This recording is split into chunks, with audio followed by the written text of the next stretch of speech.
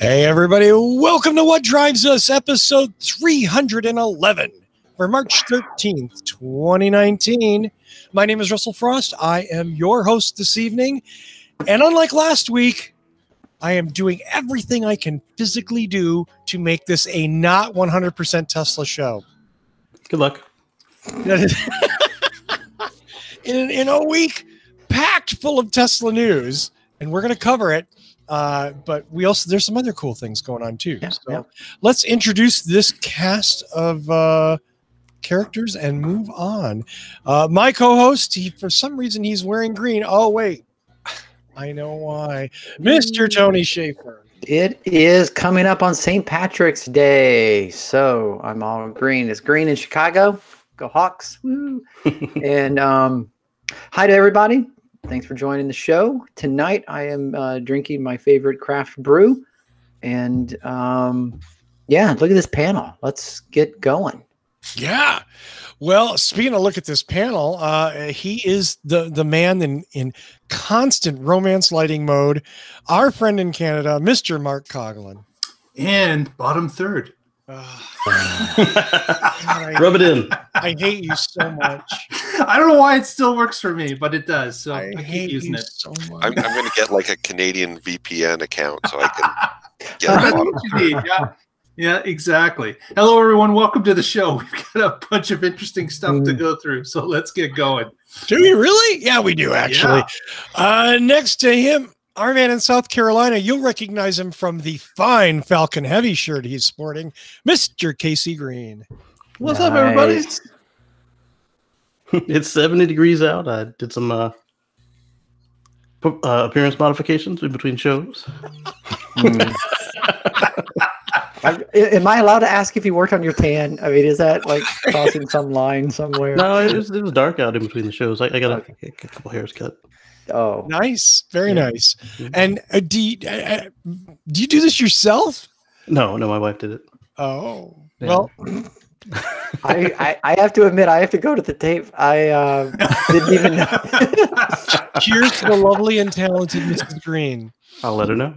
And absolutely. And speaking of good-looking participants, the founder of Boulder Hybrids in Boulder, Colorado, you can find him at boulderhc.com, Mr. Paul Guzik. Hey, everybody, and I'm in the office, and supposedly we had a bomb cyclone go through the area today, which I guess is Mother Nature's equivalent of explosive diarrhea.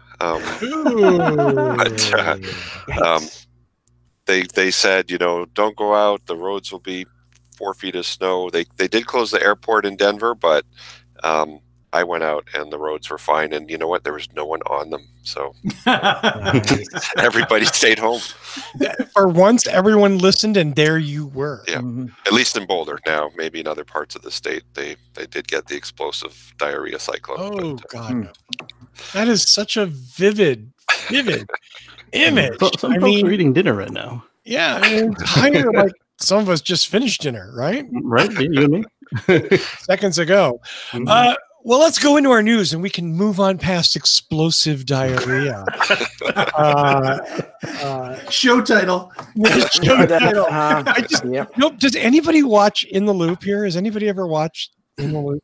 No, I'm not. I'm the only one. Okay, then I'm not gonna go there. Cultural reference. You should watch In the Loop, by the way. A fantastic BBC series from years ago. Is it on Netflix? Where can we see it? It is on Netflix or Hulu. One of them has all 4 seasons, and it's brilliant. First story this week is actually goes to Tony Schaefer. Yeah, speaking of explosive diarrhea, our president's been tweeting lately. Wow. Right there. You just went right there. I'm jumping right at it. It's a show title. Only when he opens his mouth. Explosive diarrhea tweeting or something. Yeah, I don't know.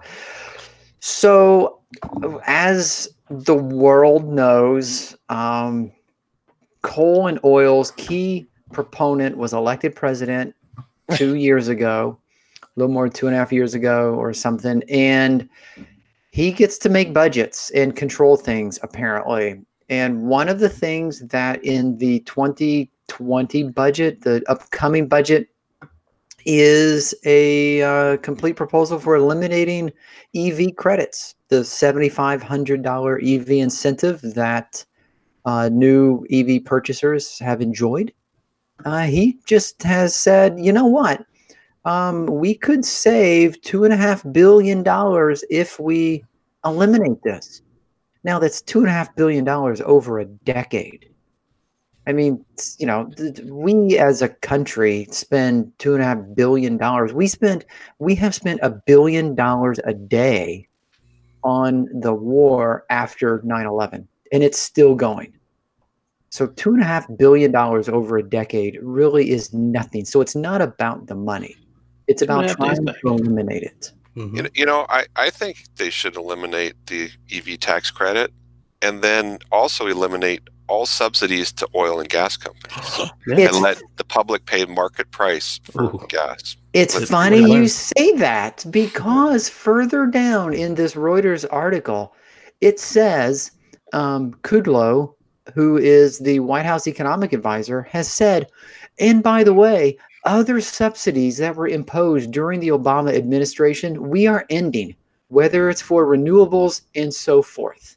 But I'm Yeah. willing to bet that's not going to include the trillions and trillions of dollars of subsidies that are given to oil and gas and coal and all of that. Well, they predate Obama, so they Right. don't count. Yeah, they're just Yeah. getting rid of the subsidies for clean energy.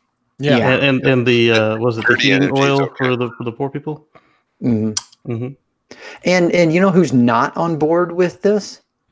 Major manufacturers of automobiles who have been lobbying Congress for the last year to extend the tax credit so that they can get more EVs into the market.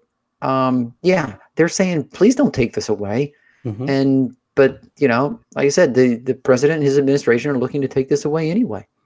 And to make it even worse, you know, to extend it a little further, and maybe, I think I might be cutting into the Go ahead, next go. article. You're fine. You're fine. So between gas, oil, and coal and renewables, guess which industry is growing by leaps and bounds, and guess which industry is shrinking? Yeah, the renewables. This whole thing makes no sense. And when I saw this and I researched it and realized this is true and it's coming from multiple sources, yes, this is what I do. This is why I'm on this show. And yes, this really personally pisses me off, but this is absolutely backwards. Repealing these incentives is going to keep people from moving from regular cars to hybrids and from hybrids to EVs. It's just going to kill the momentum that we've been establishing over the last 10 years. And that is exactly the idea. Well, it's a vendetta. I mean, if you've got a vendetta, you got to do it up, whether it makes sense or not. Get your nose, Right. bite your face, and all. Absolutely. And he's not going to be alive long enough to enjoy clean air. So what's it matter? Right. Well, I mean, there's that. But he's not going to he does be have children and grandchildren. So Yeah. I don't Do want them. to dig into this too deep, but dovetailing into that story was a story that I got from the National Resources Defense Council this week. That noted the United States is the worst of the G7 countries as far as fossil fuel subsidies. Now, why does that matter? Who's keeping track of that bullshit? Well, G7 is actually keeping track of that with a subsidy scorecard because of an initiative that was passed in 2009 where the G7 countries pledged to eliminate fossil fuel subsidies. Now, we've done well with transparency and talking about it, but actually ending them, anybody want to guess how many billions we spend a year propping up fossil fuel? I read the article. I cheated. A You lot, know. a lot more than $1. Yeah, 26 billion a year. So that's 260 billion for 10 years because I'm so good at math, which sort of dwarfs that number that Tony was talking about, right? Yeah. And the only companies that are going to get hurt by this are the ones that have yet to really venture out into making EVs and plugins. The folks he's mad at GM and he's mad at Tesla, and they've both hit their caps. So they're talking about closing the barn door after the horses are out. Right. And he's cozy with coal and oil, the Koch brothers, and all the people who want to clear cut everything and dig up sand tar and do all of that shit. Well, they're also going to be dead before their grandchildren can enjoy clean air. Right. And wait, I don't understand the mindset. Just wait until that new car manufacturer comes out that runs on coal. Look out for subsidies then. Yeah. Subsidies, yeah. Run on coal. Right. What are they doing? Why can't we get a coal car? A coal car. Stanley A car steamer. can run on coal. All of our cars can run on coal. Yeah, Well, Paul. I don't know about Paul's. He's got the hybrid thing going. You got a Prime though, right? I'm sorry, Paul. I didn't.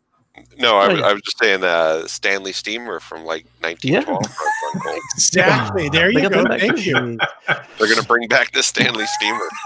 They had no transmission, You right? gotta go load the coal furnace and light it an hour and a half before you need to drive it. Let it get up to temperature. And Yeah, exactly. stop Yeah. every Okay. mile and a half to fill the water tank up. To Yeah. generate the steam.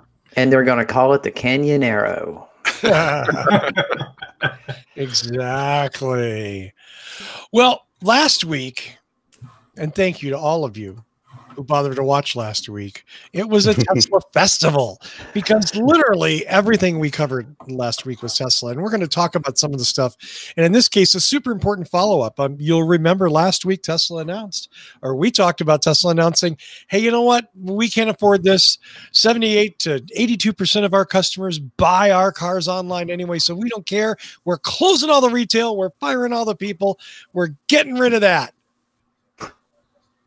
Oh, and we're cutting prices. And we're cutting prices. Mm-hmm. So on March 10th, Tesla published a letter that said, you know what, I'll read part of it because it's Tesla. I can. I like Quote, the first two words. last month. We were high when It was last month. Yeah, it was like last month by a day. We announced we would be winding down many of our stores and moving to an online-only sales in order to pass the savings along to our customers. I actually don't think that's why they did it. Something else. Over the past 2 weeks, we have been closely evaluating every single Tesla location. Now, stop. Wouldn't that something you do before you decide to close them? One would think. Yeah. So they closed them and then they decided to evaluate them. And they've decided, quote, and we've decided to keep significantly more stores open than previously announced as we continue to evaluate them over the course of several months. What they've also done is cut all of their employees' pay. They've cut all the commissions and bonuses, which amounts to about 50% of the delivery center employees' income, which means they found a really great way to cut all of their staff's pay. Oh. Yeah, hanging an imminent, like, we're going to lay you off anyway over their head. You want to be unemployed or you want to be employed at half pay? Yeah. Yeah. Yeah. And by the way, we laugh because it's so sad, not because it's actually funny. Oh no, it's not comically funny. This is laughter of trying to cope. Yeah, I just want to make sure that like somebody's like clipping the video and going, look, they're laughing at it. No, yeah, and I'm sure some of the properties they have leases on, they can't break the lease. They're going to have to pay the cost anyway. So they're like, what the heck? We'll keep those stores open because we can't get out of the lease. Might as well do something with it. Yeah, $1.23 billion are Tesla's lease commitments for the next 10 years. Okay. Wow. And the other piece of the puzzle, if you're getting 80% of sales online, what are you doing with the other 20%? Do you need the other 20%? Yeah, you do. So it doesn't really matter. And the number of 80% is up and down. There's many people saying a lot of people use the stores to pre-shop, and they went into many different locations to look and ask questions. But they were never really recorded in doing that. Therefore, it's a thought that 80% of the cars are sold online. But I have a feeling there's a lot more touch points at the stores than what's being attributed to it. Exactly. And following that train of thought, and I of course don't know the percentage, but what if 80% of the stores were located in states where you couldn't place the order at the store itself? South Carolina. Yeah. So you go to the showroom to look at the car, and then you go home and order it, and it's recorded, like you said, Mark, as an online order. Or you order it on your phone while you're in the showroom. Because everybody's going to be ordering on their phones. Yeah. Oh, you're opened. it's we're going to come back to Tesla. We're going to take a little break. We have talked. I have talked. In fact, for years, it was sort of this was the cudgel that this lovely panel got to hit me with was Apple self-driving. Project Titan. Is Apple going to come out with a car or are they not? And it's always been my position. They're not. And Apple has it does what they do. They don't care. They're not trying to pre-sell anything. It was not the week before. Yeah. It was noted at the end of February in the San Francisco Chronicle that Apple laid off 190 employees in Sunnyvale and Santa Clara attached directly to Project Titan. This followed up another layoff from earlier in the year and a smaller one. So it's interesting. We see stories like, they're shutting the brakes and they're doing, who knows what they're doing. And I agree. I still think Apple's not trying to actually build a car. They're trying to build something that they can sell to the OEMs. Who knows? Maybe I'm wrong. Maybe they'll farm it out to Magna and, boom. I mean, they do that with their phones. It's possible.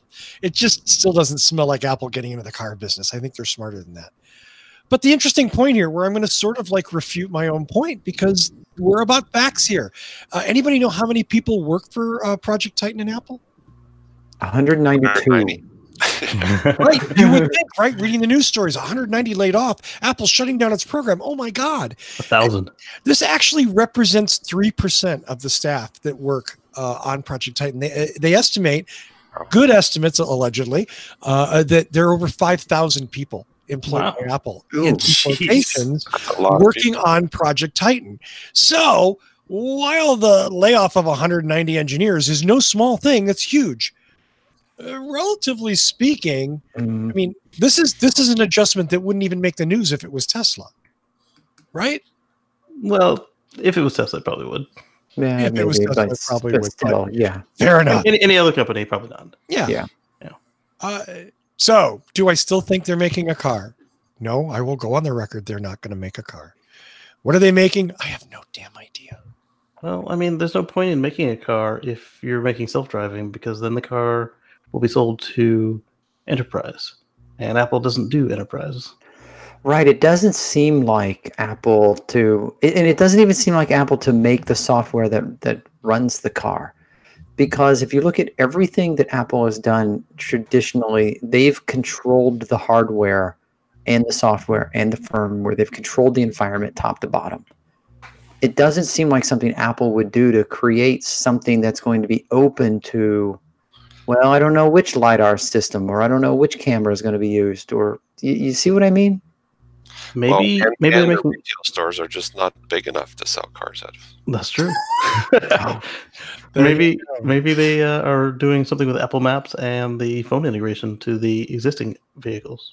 They certainly could sell someone some interesting guts, right? Yeah. An infotainment system, a navigation system. I take 30% off the apps. Right. What I found really interesting I think it was from this article or another article I had read that had said that what was it? Apple had performed 79,000, almost 80,000 miles of testing in 2017 and 18. In a year, November 17 to it's his article to December of 18, which is far less than Waymo and who was it? It's Waymo and Cruise. Mm-hmm. That's just in California, right? Yeah, well, the article specifies California. I don't know if that's all that they have reporting on, or I don't know. I think it's California, Nevada, and one other. Yeah, and it says for the same record, for the same time period, Apple reported its autonomous system had an error, or a human driver took control every 1.1 mile. Right, disengagement numbers, but that number is super deceiving. Yeah, those numbers are wildly different based on whoever's testing it. Yeah, it's not disengagement numbers are not the ultimate measure, the ultimate metric of how good a system is or isn't. Now you would think, well, if it's really good, there's no disengagements, but this is testing, this is research.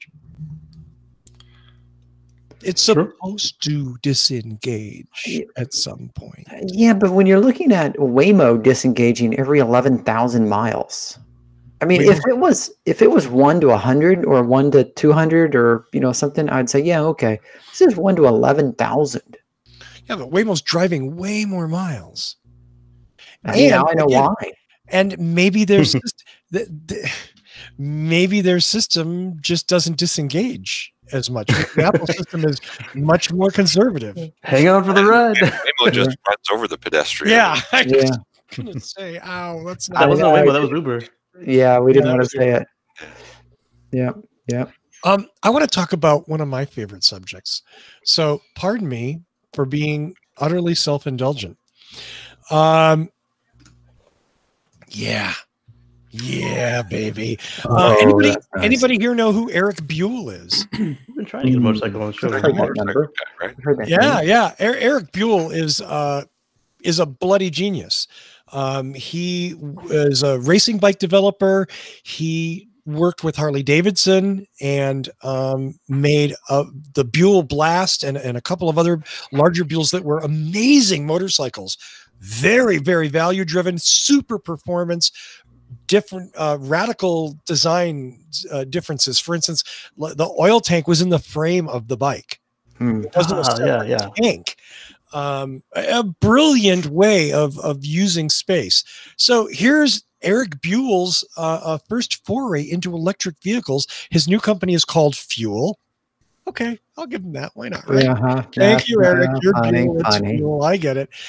He's coming out with two things. The Flow 1S will be hopefully hitting the streets in 2021. And I got to tell you, if it's going to be priced reasonably, I want one because the Blast was a really cool motorcycle. It's sexy. The Blast was a gas bike. I'm sorry. Yeah, ice bike. It was an ice bike. Yeah, it was a 500cc ice bike, and it was a super performance, great value. And just, did you ever? I forget. I'm not the only person who likes two-wheelers here. I shouldn't monopolize, but anyway. So there's the Fuell Flow 1S, and next to it is the Fluid 1S. This is an electric bicycle that's coming out this year, and.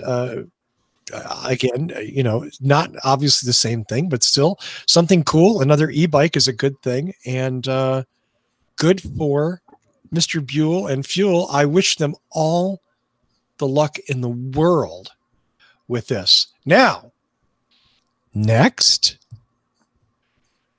Onyx. This is a company making an interesting. They're calling it a moped, and it is. It's got pedals. It's radically overpriced for what it is, but it's still cool, and I'm glad to have it. Let's see if we can get a better picture. So it's no better picture. A bicycle with self-propulsion that you can also pedal. Yes. And then an e-bike. It's an e-bike. Yeah, technically it's an e-bike, and a lot of this, it's hard to say. Sometimes it's for legal reasons, for insurance reasons. Right. Because it's easier. You don't have to do certain things as you would with a motorcycle, but it's still kind of cool. I'm sorry. Somebody was going to say something. I was looking at the picture. This reminds me of the Veloci. The reason they had to go moped on that instead of e-bike back in 2002-ish is they had too much in kilowatts. They had too much power, so they had to go as a moped. Oh, I didn't know that. Yeah. So there's a ceiling somewhere. Mm-hmm. Now, Russell, did that price say $3,500 US? I think it's at $3,600, but yes. Wow. Yeah, it's not cheap, and I to be honest with you, I'm not sure I fully get it any more than like I get the RCR. This is kind of cool. It's sort of retro, flat tracky looking, and it's fun, and it's an e-bike, and it for upper end e-bikes, that's not crazy money. That's pretty standard in a way. For regular bikes, 3,500 isn't much. Yeah, and then mopeds run from what, 2,000 to 8,000, depending on what you get in them. In a gas version, oh, absolutely, 2,000 to I mean, it's hard to call like the Honda Silverwing a moped, but it is it's a scooter style. It's an automatic transmission. Now, and for comparison, the Buell or Fuell fluid, which it was the e-bike, Mhm. the price is listed as just under $3,300, just under Wow. $3,300. So, Yeah. yeah, for price comparison. I'm excited because, at least in the case of the Buell, this is a guy who's made really cool things before. And this bike it doesn't have any of the telltale like, oh, we had to make it look like a Tron bike. Things that kind of disqualify. You know, the thing when we talk about concept cars here, it's like that's never going to make it to a dealership. Yeah, that flow concept actually looks workable. The rear fender's a little hinky, but whatever.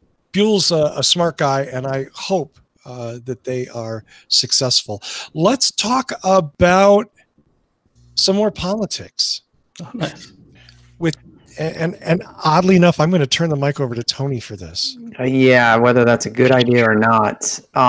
So, yeah, I know. So here's the hold on here. Let me give the picture. No, you don't need to display the link. Oh. No, the picture that comes with the. Oh, here, you want it? I got it. Yeah, it's this one. Tony got it. Yeah. So, and that was the wrong one. Now I can't. That's the wrong picture? No. That was the wrong thing that I shared.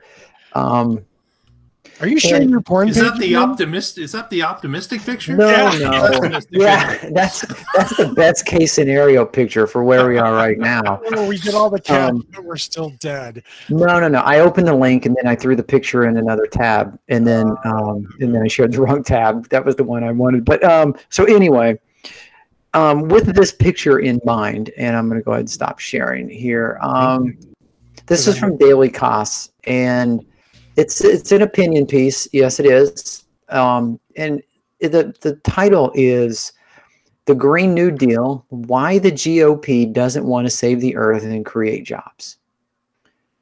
And just like the picture, the opinion piece is that they don't care if the earth boils, and they don't care if the future generations are living in an unhospitable world. They just want their money, and they want their money right now. And that's pretty much it. But,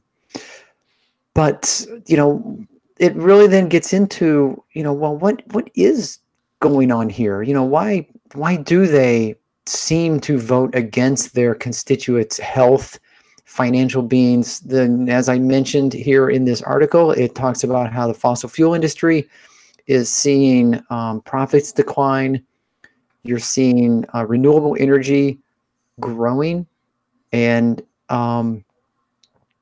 then so it begs the question that if you really are pro-business, if you really are for opening up the market for competitiveness, then you should be on board with the Green New Deal that's being kicked around in Congress, and instead talking about how they are looking to kill solar, looking to kill wind, looking to kill hydro, and pump up, again, the coal, the cold oil, the gas, the tar sands, and all of that stuff.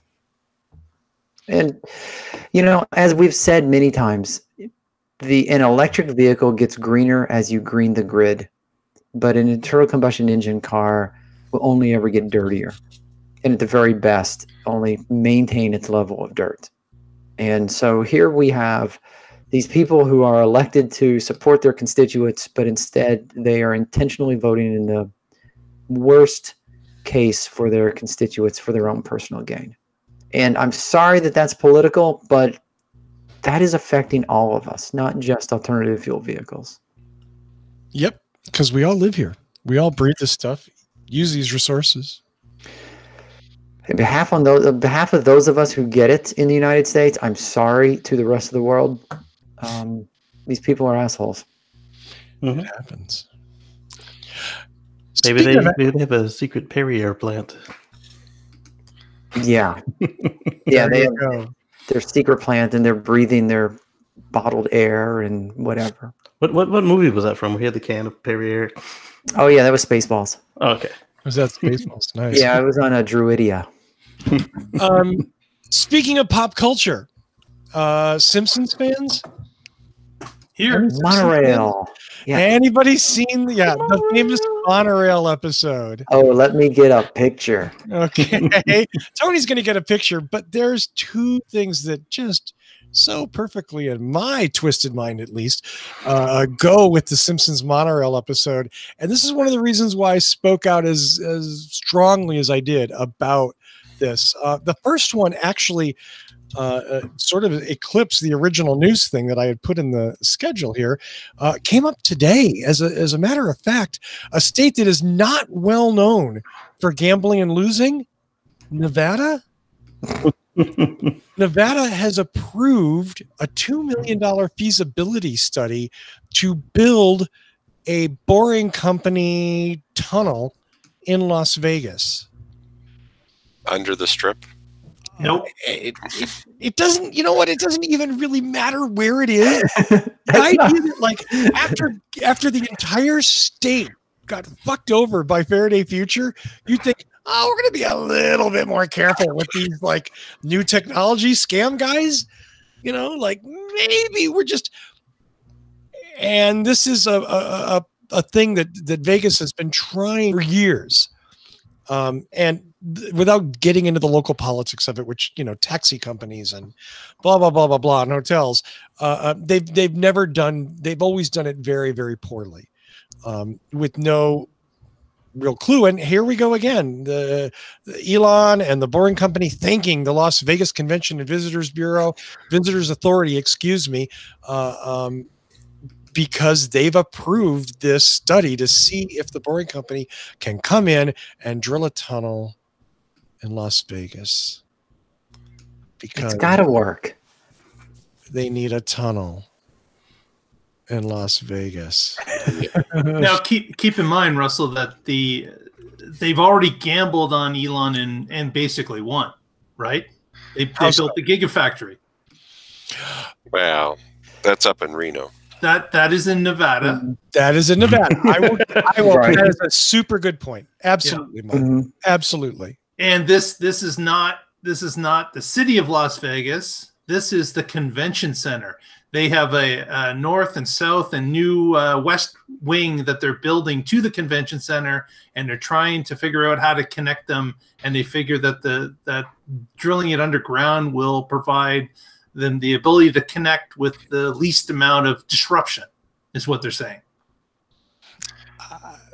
And they need the high speed system. No high. I don't think it's high speed. Yeah. No, this isn't It's just a Hyperloop. tunnel. This is just a tunnel. Yeah. Okay. Oh, the people loop. Yeah. Yeah. But they have those like in airports, underground trains. How's the one to Dodger Stadium doing? Have we heard more? Yeah. We saw the demo. The Subway but Series that has wasn't- not started yet. Yeah. But by the way, a little factoid for everybody: the monorail episode was written by Conan O'Brien. Oh, nice. That does figure. So my problem with Elon and Boring Company and all of this is that it takes money away from legit products that aren't questionable technology, that aren't weird, that would just work. Okay. Well, at least they didn't do it for a monorail or maglev and They the already other built a monorail. bigger boondoggles. Yeah, they've already boondoggled that once. This is just bad decisions. Well, speaking of bad decisions, hey, Pennsylvania said, "Hold my beer. We got you, beat Nevada." Uh-huh. Pennsylvania has coughed up their own money for feasibility study for a Philly to Pittsburgh Hyperloop. If there were two places I don't want to travel between, I don't. This Hey, I hear Pittsburgh is kind of a cool place now. Pittsburgh's a totally cool place, and so's Philly, actually. But how much traffic? I mean, so they're looking at the turnpike, which is a huge, thing. But how much traffic is actually on there?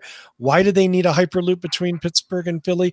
Would it be maybe smarter to have it go from Philly to New York or Philly to DC? Like, oh wait, wasn't there a billionaire entrepreneur that said he already had approval to build tunnels between New York, DC, and Philadelphia and Baltimore? Who was that guy? Oh, Elon Musk. I'm so curious what the details are on that statement of his. That one's completely stopped, doesn't it? There's been nothing about that hole in the ground in just north of Maryland at all. And all of the cities have since disavowed any knowledge or any approval for anything. Well, I bet you if he's successful with the one in Chicago and Vegas and Philly, that all of a sudden we'll hear how they were so right. How much money you got for that? Yeah, like, wouldn't the world be better off like Boston, New York, Washington Hyperloop instead of Philly, Pittsburgh?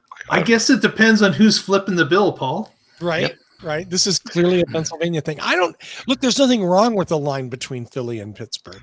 There's nothing. I just don't know that that's like, is that really what we need? When really what we need is like a Acela style service all up and down the Northeast corridor. Okay. That's more reliable than Acela. Hey, we could just upgrade those tracks that already exist. And it's just not very sexy though, is it? Yeah, but don't they belong to private companies? You know what? I don't know. I think that was the problem. They don't belong to. And they're above ground using existing railroad right-of-ways. So I had to check, of course. And if you were to drive Interstate 76 between Pittsburgh and Philadelphia, it is 305 miles in a 5-hour drive. Mm-hmm. So, I don't know, Hyperloop that and bring that down to an hour and a half. 12 seconds. 45 minutes. Well, they're claiming speeds up to 700 miles an hour. Wow. So, obviously... you would be technically getting off before you got on. Yeah. We've invented time travel, folks. Again, for me, this takes away. I love the idea of reaching and using technology. And they're going to spend $2 million on a feasibility study to figure out it's going to cost $1 trillion to build it, and each ticket will cost $1,200 one way. Right. And it won't be economically viable. And this is why Elon Musk's sort of like radical entrepreneurship isn't necessarily helping us in all ways. Well, come on. You got it. He is saving us. You can't say that as a blanket statement because if he can build a tunneling machine that is much more efficient than another one, that technically the cost of going underground is cheaper than what's available today. And I'd much rather them burn $2 million on Musk than $12 billion on nothing. Okay, so to Mark. Okay.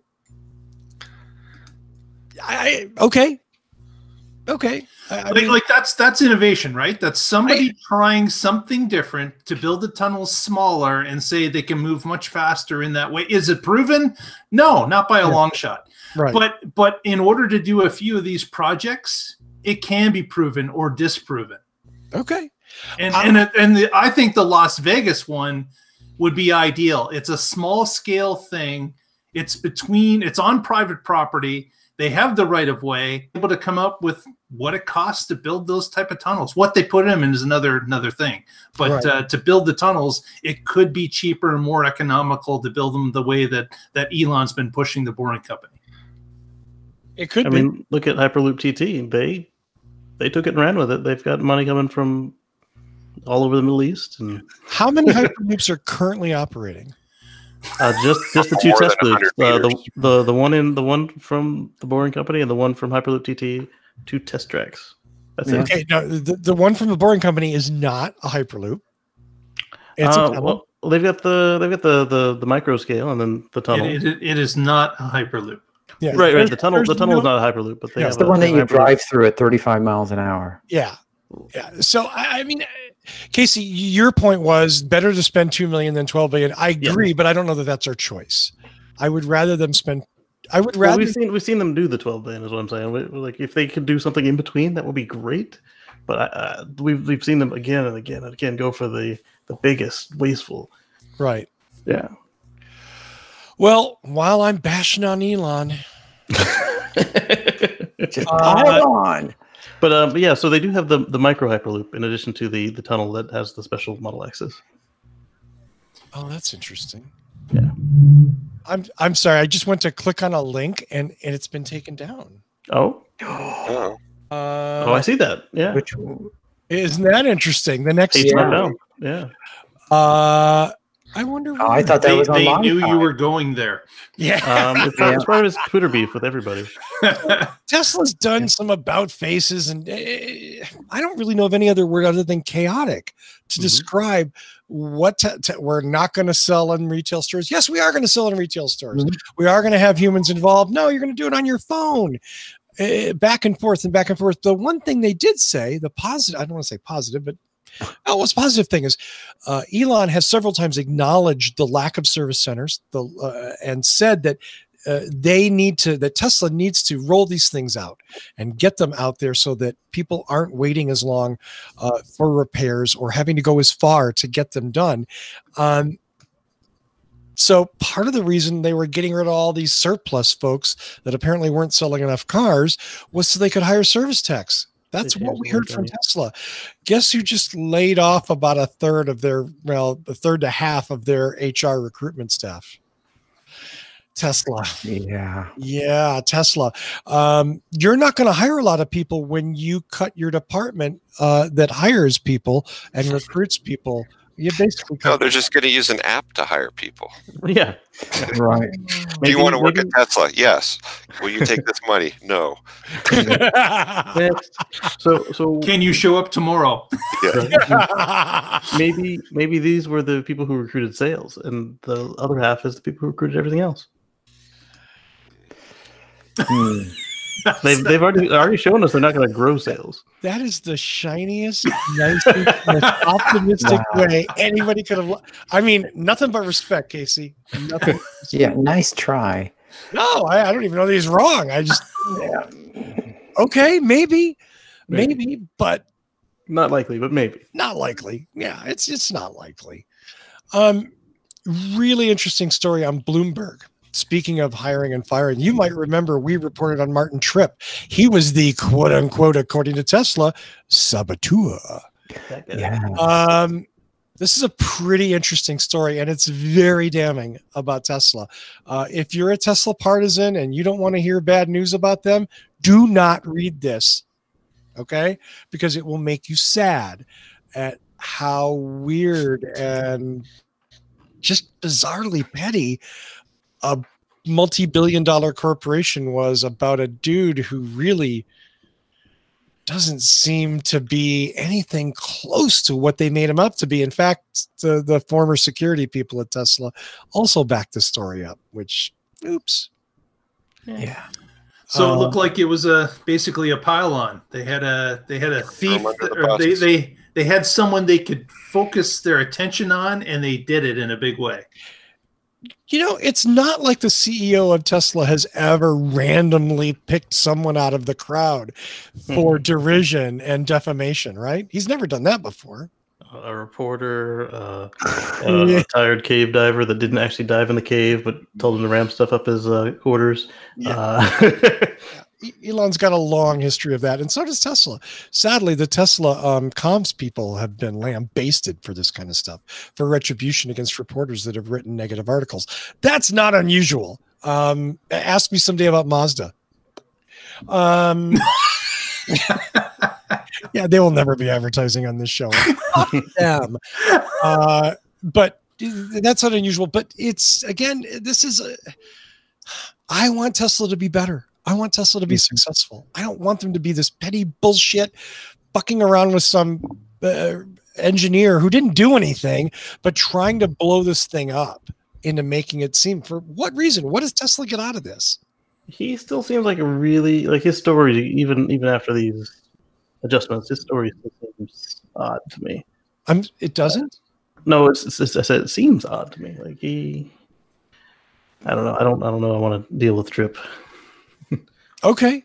Yeah. Well, I mean, believe me, I'm not expressing confidence in him, saying, oh, he's definitely being wrong here. I'd like to see it actually make it to court, because I have a feeling that all that shit will shake out. Yeah. Because you're from both sides. We're hearing a whole bunch of just puffery, and like they're all flinging mud. I want to hear the real story. I don't think this is a both sides thing. No, but I'm just saying, maybe not. And you know what? You're right, Casey, and that time will tell, and we'll see what happens. I suspect Mr. Tripp is not going to end up having to pay Tesla $167 million. Does he have it? That's what they're suing for. Right. That's what they're suing for. This is how go ahead. No, I was going to say, so there was an anonymous tip called into the sheriff's department in Story County that Mr. Tripp was planning a mass shooting at the Gigafactory. Mm-hmm. So the police showed up and they confronted him, and they found him, quote, unarmed and in tears. In tears. Oh my goodness. Yeah, not necessarily the kind of person who's planning on executing a mass shooting. It does seem to sort of. So did he walk back the hacking thing? Because I know that he was kind of like playing it up after they accused him of it last year. I don't know, but I don't think he has said that he wasn't hacking anything. Well, in the story.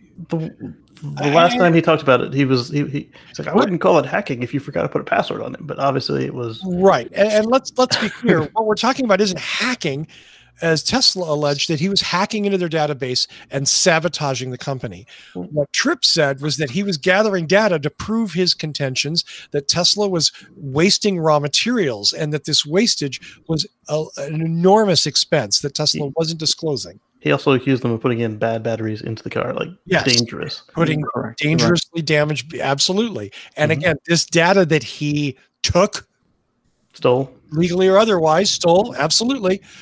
So, is he a freedom fighter or a terrorist? Yeah.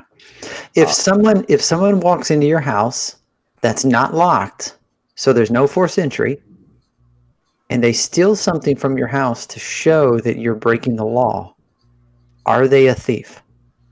Yes.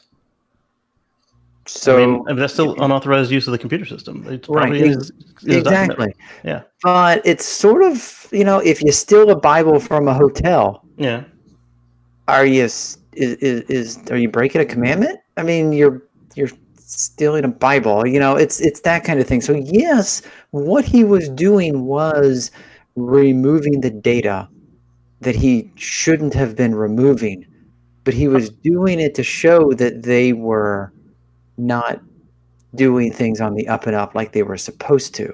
And the manner in which he disseminated it probably also could have been done differently if he was so concerned. Wasn't he auctioning it basically? I don't know about that. Yeah, I don't know how he was doing it. I'm just like focused on the fact that he was sort of breaking the corporate law to show that they were breaking a federal law. So they're like, you're. Is he a whistleblower or a thief? Yeah, exactly. That's the thing is that he went to the news and to competitors rather than to the regulators, and I think that's what started the destruction of his character. Right. We'll see. We'll see. Yeah. Paul has a story about Tesla, and it's I like Paul's story. Yeah, this is actually a pretty good news story for people like me that own repair shops. As we've talked about in previous shows, the right to repair movement, which started in Massachusetts, got Tesla to kind of hand over their service manuals, wiring diagrams, repair tools, software tools to independent shops, independent body shops, repair shops. And just the other day, they've announced that they will allow anybody to buy that information that wants to work on their cars. So that's a big change in Tesla's, and maybe it's because they're closing their service centers. Someone has to fix the cars. The only thing I don't like about the announcement is the cost. To put in perspective, let's see, where is the Tesla pricing? But to access their technical database, which most shops would use a similar thing to work on other cars, Tesla charges $100 for 24 hours of access, or $3,000 a year. I pay Toyota to access their technical information about $400 a year, and that gives me access to every single Toyota model ever made, at least from the late 80s, whenever they computerized the information. It's, repair guides, part information, technical service bulletins, wiring diagrams, troubleshooting guides, basically exactly what the dealers have, I have access to for about $400 a year, where if I want to do it with Tesla, it's going to cost me $3,000 a year. So thumbs up for making the information available. It would be nice if it was a little more affordable to independent shops. Yeah, I mean, clearly they're trying to limit that access. Mm-hmm. Yeah, I mean, but again, at least it's available now. In the past, you had to go kind of to the dark web to get information on how to fix Teslas. So. You Set need up a Martin business in Trips on Massachusetts. Yeah. So it's a step in the right direction.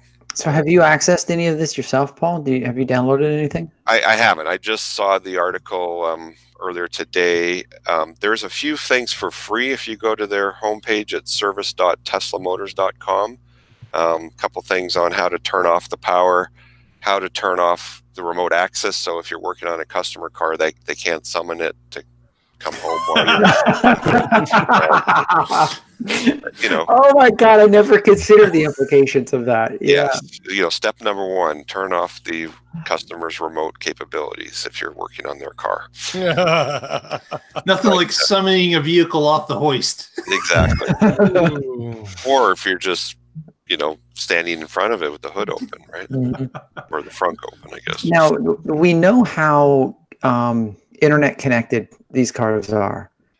And we had heard, this was last year or the year before, somebody had been hacking into the ports and sniffing around in Tesla's, in the firmware and the software and the things driving the car. And Tesla recognized that someone had physically plugged into the internet ports in the car, and they were like and they basically sent him a message that said, knock it off. Right. Yeah. And there is an underground movement of people doing stuff like that already. Mm-hmm. But yeah, Tesla's probably watching more than anyone else when you're in their cars.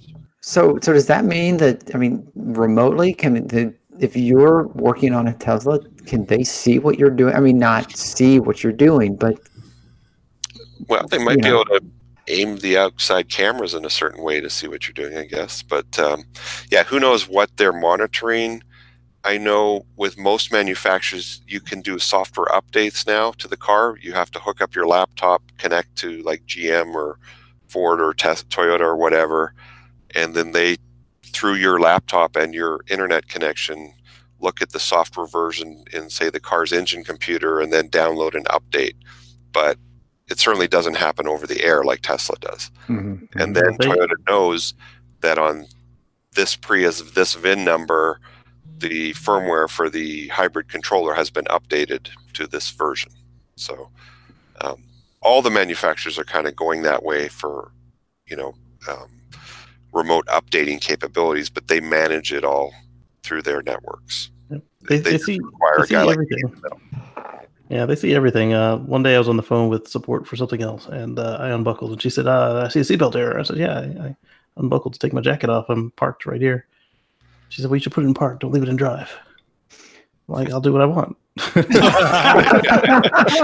Wow. And she said, shut down. And then the phone hung up. Suddenly, my car's bricked, and I don't know why. Right? Well, my car, I have keep turned off.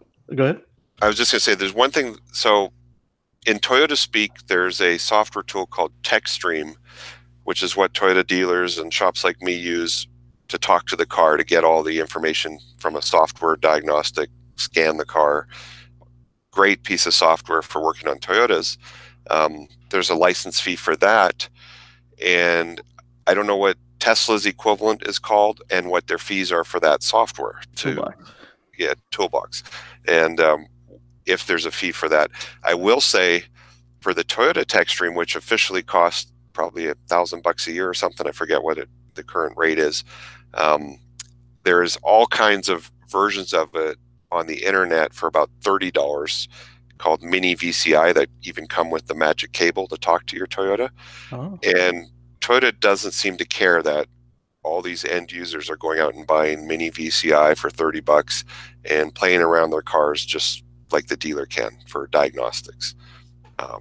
I think they kind of encourage it to some extent because they're certainly not trying to squash that scene that's going on. So if anybody has a Toyota or Lexus, just Google mini VCI Toyota and spend $30 and you can basically see what the dealer can see when they plug into your car. Right on. Yep. All right. Right on. Well, good for that. We're pretty much out of time. I just want to mention two things briefly in passing before we go. Interesting little Business Insider story this week about Elon sending an email out saying that he had to personally approve all headcount requests from all departments. Yeah. That's normal. Yeah. When you're starting to save money, that's entirely normal. And all of your managers are new and they want extra people, then what you got a company of 40,000 people and the CEO is going to approve all the new hires. Not individually. Say accounting in China wants to hire 50 people. He says, well, you can make do with 25 or 15. Because I'm sure he doesn't speak fluent language for all his people to interview everybody. Yeah, I don't know. I just think that says a lot about the management structure and about the way things are at Tesla, that Elon needs to be personally and directly involved or it's not working. Because he's got lots of time. Yeah. Finally, one of my wild ass predictions that you guys can laud over me at some point in the future. Are you ready? Go ahead. Oh, yeah. The Tesla Buffalo factory, it's going to go bye-bye soon. It's looking like it. I mean, they aren't letting it publicly look good. Anything. Very soon. They're just trying to figure out a way to get the hell out from underneath it. After taking all that sweet, sweet New York State money, they're trying to figure out a way to get out of this unscathed. And that, my friends, will kill residential solar or Tesla. Just an opinion. Let's do some shout outs and go home unless Mark shaking his head Coughlin. Do you disagree, sir? I do. I have one last moment entry just to let people know I did receive the update today for dog mode and Century mode together. So I tested it out, tried it, turned on Century mode. And sure enough, if I walk a little bit too close to the car, it notifies and knows, and the screen comes on, and it shows me a picture of HAL 9000 computer and tells me it's recording. So, wow. So the next step is to beat on the car and have it play the music. But I haven't done that. I might try that later tomorrow. There you go. Video or it never happened. Exactly. That's right. Exactly. Well, let's do some shout outs to go home. Mr. Green, why don't you lead us off this week, sir? Well, you've got my YouTube, youtube.com/Casey Green. But I wanted to interject my one more thing. Tomorrow, during the Tesla unveiling for the Model Y, catch all of us right back here on the Tesla Life to see that unveiling.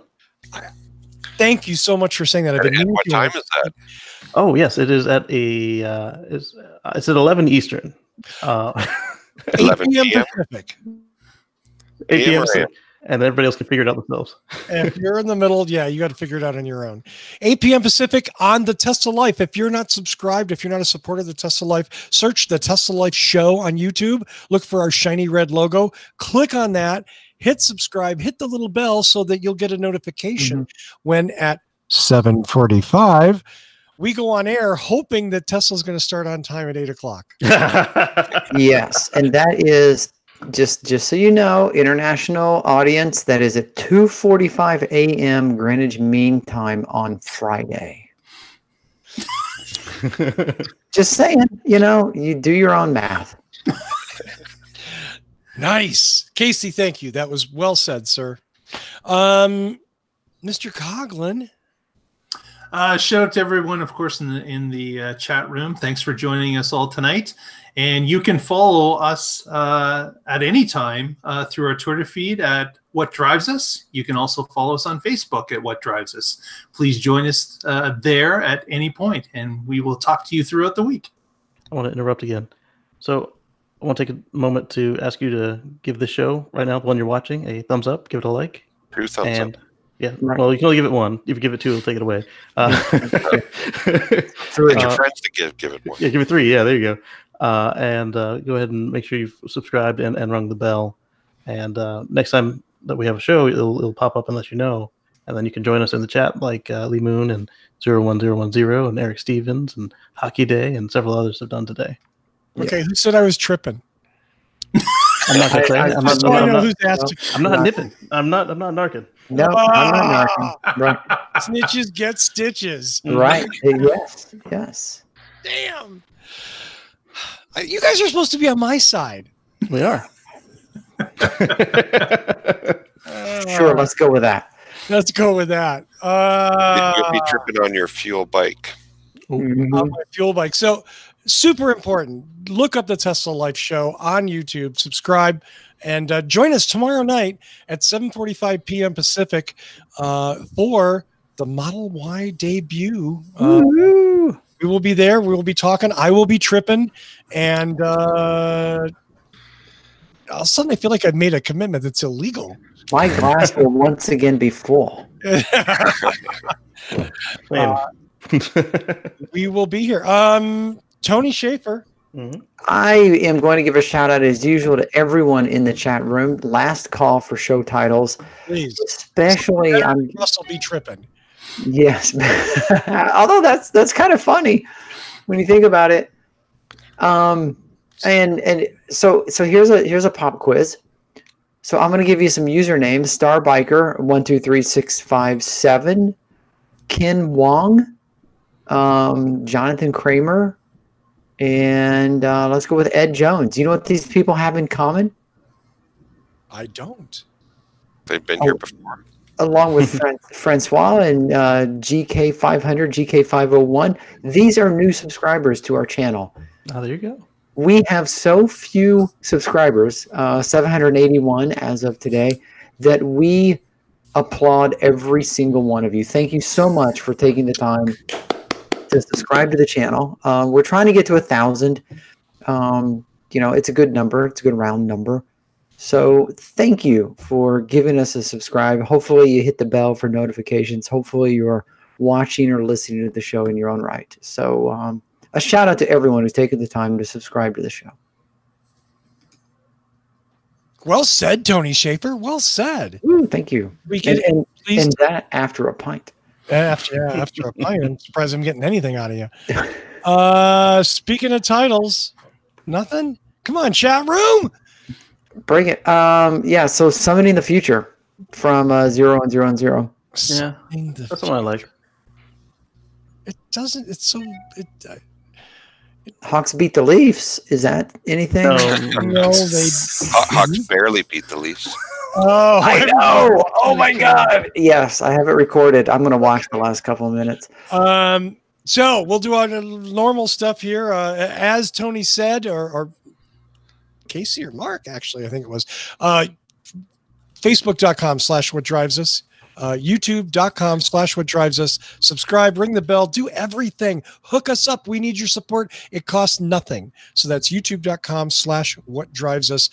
Patreon.com/whatdrivesusshow. There you can subscribe for as little as $1 a month. That's less than 25 cents per show to help support the show. We desperately need your help in that sense because we have literally a handful, and by a handful I mean of subscribers, which are wonderful, but we need a little more to accomplish some of the things we want to accomplish. Tomorrow night, 7:45. I think the Tesla Life, not the What Drives Us, right. The Tesla Life. Look for the Tesla Life. It will be there. You should see it as well on this channel and my channel as friends of the channel. So if you just go to one of our homepages for YouTube, look for the little red circle that says Tesla Life.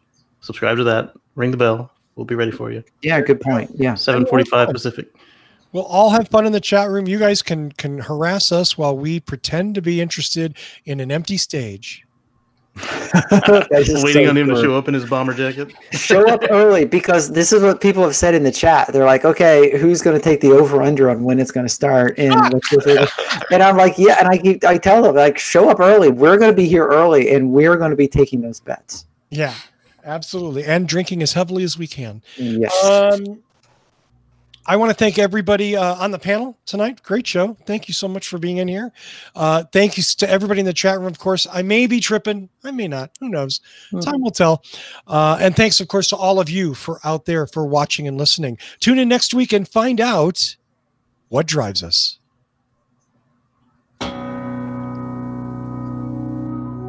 Yay. We'll see you next week. If we don't, see you tomorrow night. See you tomorrow.